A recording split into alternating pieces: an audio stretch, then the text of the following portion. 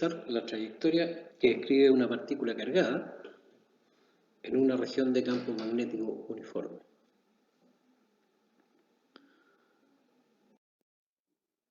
¿Qué es lo que vamos a entender por un campo magnético uniforme?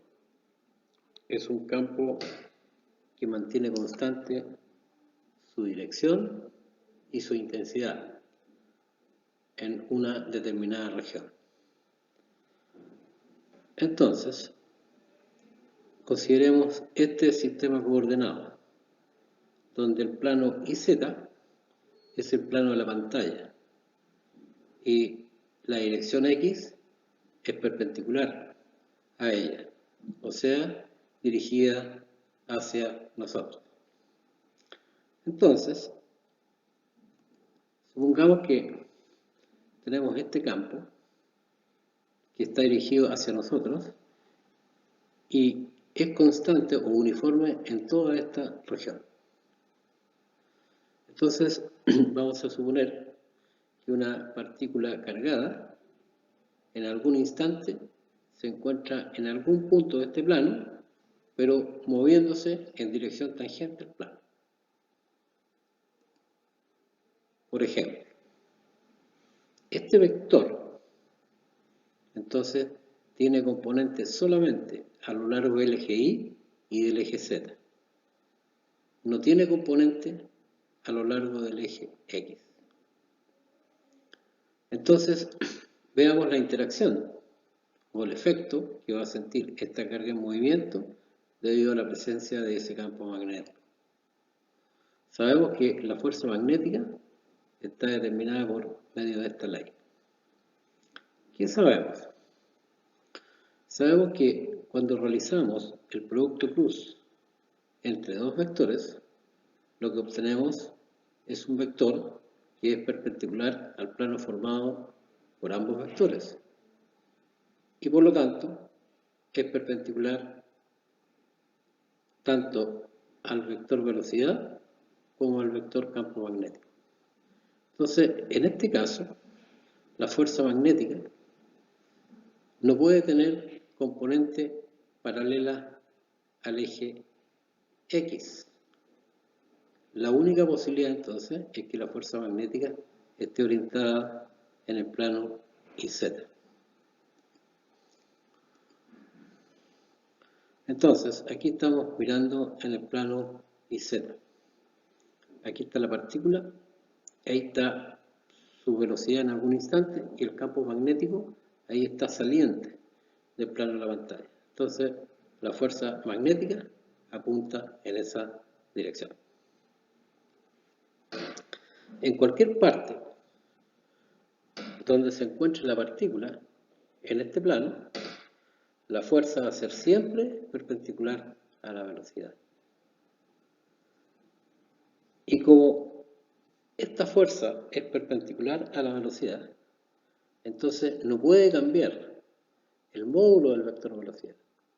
Lo único que puede hacer es que la partícula se desvíe. Entonces, cuando la partícula esté ahí, entonces la fuerza magnética es ahí. La partícula no puede seguir esa trayectoria rectilínea, sino que se tiene que curvar. Entonces, en algún otro momento, la partícula se va a encontrar ahí, su velocidad es tangente a ese contorno circular, entonces la fuerza magnética apunta hacia el centro.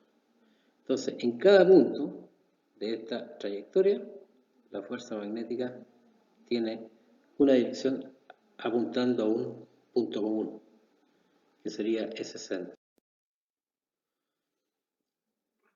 Entonces, la trayectoria que va a describir esta partícula va a ser un círculo de radio R. Entonces, la ecuación de movimiento. Esta es la fuerza magnética, la magnitud de la fuerza magnética. Y esa es la responsable de que la partícula acelere. Pero como la aceleración es perpendicular a la velocidad, entonces la aceleración es la centrípeta, que está dirigida hacia el centro de la trayectoria. Entonces, esta es la ecuación de movimiento. De esta ecuación, nosotros podemos despejar la relación Q partido por M. Y lo que se obtiene es esto. Entonces, si se conoce la magnitud de la velocidad de las partículas y se conoce el campo magnético existente, se puede medir experimentalmente el radio de las trayectorias. Por lo tanto, se puede determinar experimentalmente la relación Q partido por M. Si se conoce la carga eléctrica de las partículas, entonces es posible conocer o determinar su masa. Esto se usó para determinar la masa de electrones. Se hicieron incidir electrones acelerados en una diferencia potencial. Conocida la diferencia potencial y la longitud de aceleración, entonces fue posible determinar la magnitud de la velocidad con que éstas ingresaban al campo magnético. Si se conoce entonces el campo magnético, entonces se midió experimentalmente el radio de la trayectoria.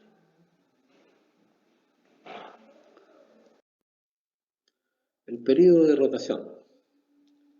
¿Qué es lo que entendemos por el periodo de rotación? Es simplemente el tiempo que emplean las partículas en recorrer la trayectoria circular.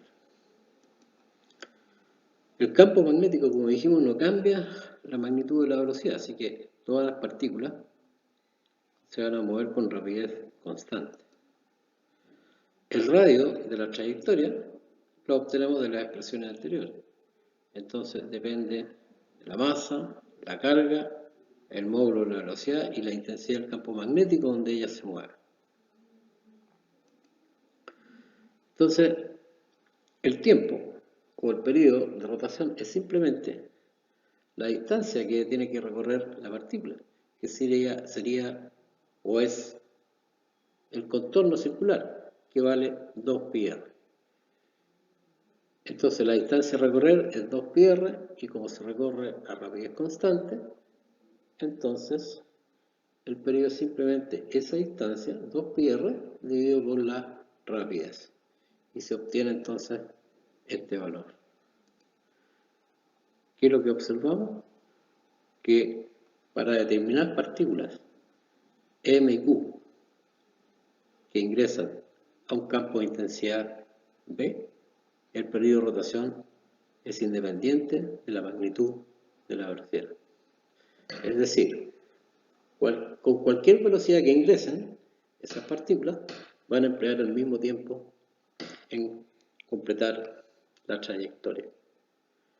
¿Qué es lo que hace el efecto de la intensidad de la velocidad? Es cambiar el radio de la trayectoria.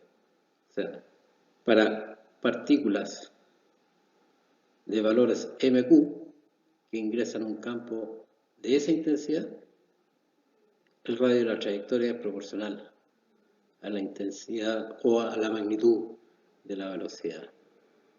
Gracias.